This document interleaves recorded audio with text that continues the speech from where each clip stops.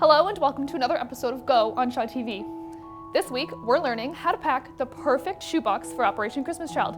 And we are so lucky to have with us today Pastor Vincent Chan, who was recently in Costa Rica handing out the shoeboxes. So could you explain what exactly is Operation Christmas Child? Yeah, for sure. Operation Christmas Child is a annual Christmas project where people just pack a shoebox, whether it be this shoebox or any shoebox in your home, for gifts for children in developing or underdeveloped world where they normally don't get any gifts at all. What made you get involved with the organization? Well, I first heard about it about maybe 10 years ago, and I think just the thought of packing a shoebox for a child, like personally, so it's not just, finding old clothes and donating it somewhere, but just having a child in mind, packing it for someone who don't normally get a Christmas gift. I think that's pretty awesome. You were just down in Costa Rica? Yeah. And did you hand the gifts or shoeboxes personally to the children? Yeah, so I was invited by Samaritan's Purse to go down with a team there, and they showed us how it works down there, and so we actually got to hand out a shoebox to a child, and even actually help them open it and go through some of the toys, because obviously some of the toys are like only for North Americans, right? Like one kid got a football and they had no idea what to do with a football, for example. So yeah, no, it was pretty cool. What was that like? Like, what were the children's reactions? Well, first of all, yeah, you do get your typical, you open the box and they're like, whoa, and then they start taking stuff out, and that was really cool. And then, they start to forget that they're kids, and about 30 seconds looking at the box, they'll be like looking over their friend's box and say, hey, what do you got?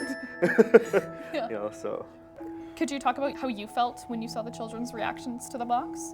You know what, for me personally, it just felt so complete, because every year I pack a shoebox and you send it over, and you sort of assume it goes somewhere, but to actually physically be there and see it, and even on this trip, they actually allowed me to bring my own box that I just packed before I got on the plane, and just give it to a child just with nothing, and just seeing the look on their face, that's just very precious. And how can people get involved with? Pack a shoebox.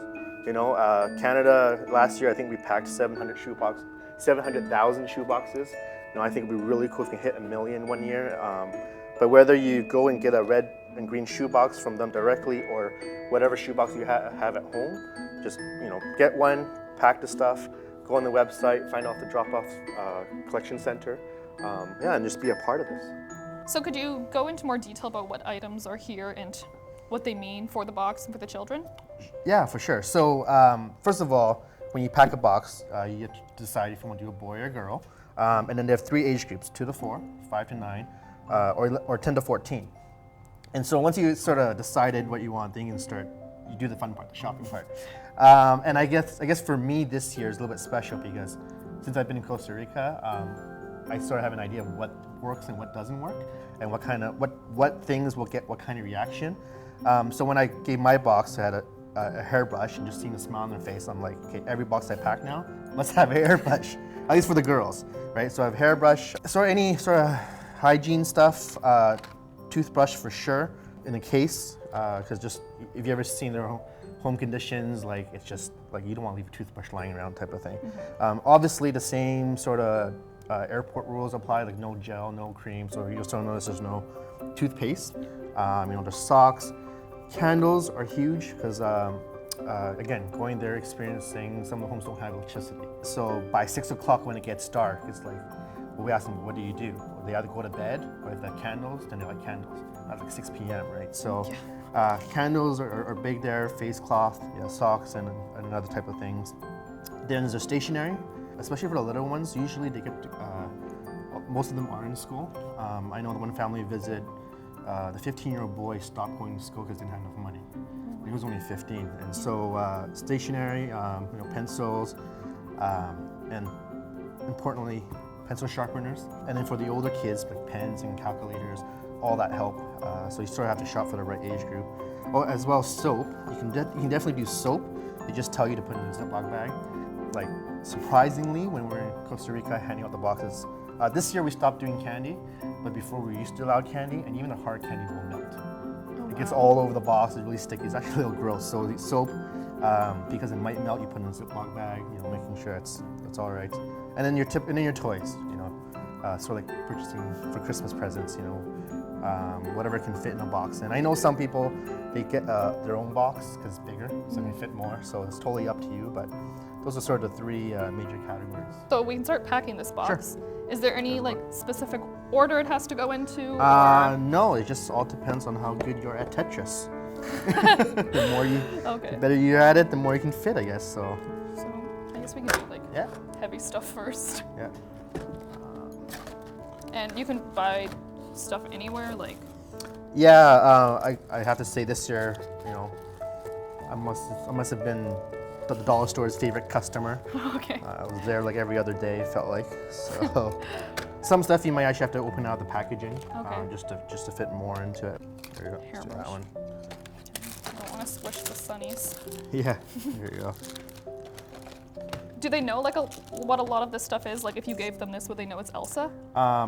Even if they don't know Elsa, they know it's a princess. Oh, okay. They know that much. It's just the same for anyone anyway, right? right? Yeah. Okay. I mean, some kids they know Spider-Man. Okay.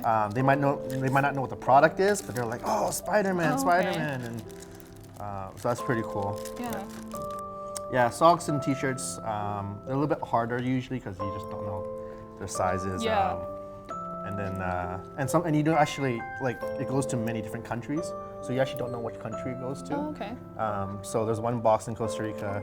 Someone had packed toques, scarves, and gloves, even though it was like 46 degrees. Yeah. But you just don't know where the box is going, so okay. it's can't really do much about that. So. So, can you include like who this is from and? Yeah, for sure. You can write a Christmas card, of course.